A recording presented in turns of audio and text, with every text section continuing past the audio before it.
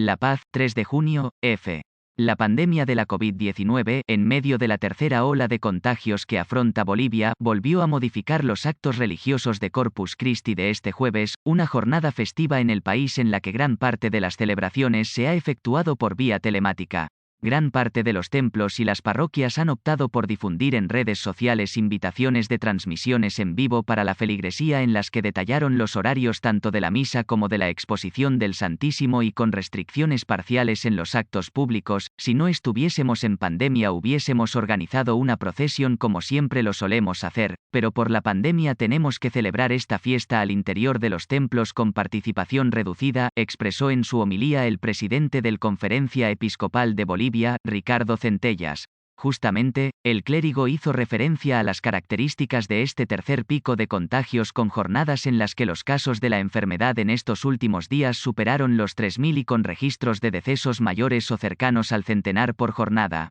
Los hospitales están colapsados, no hay oxígeno.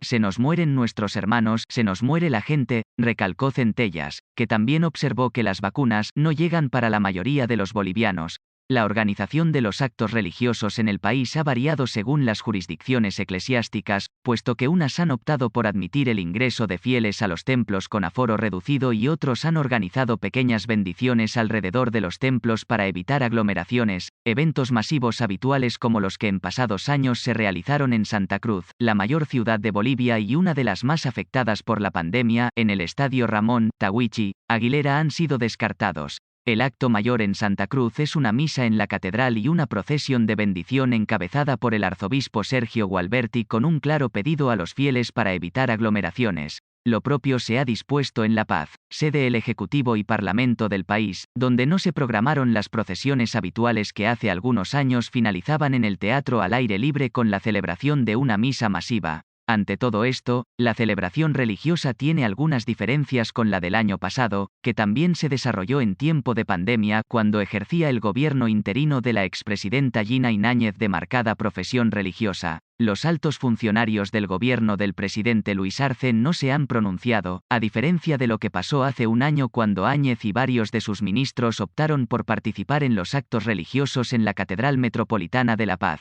Tampoco instituciones como el Ejército o la Policía se han sumado con algunos de sus efectivos a las actividades rituales tal como se produjo con la anterior administración. El último reporte del Ministerio de Salud del país ha cuantificado 14.732 decesos y 378.028 contagios confirmados desde el inicio de la pandemia en marzo del año pasado.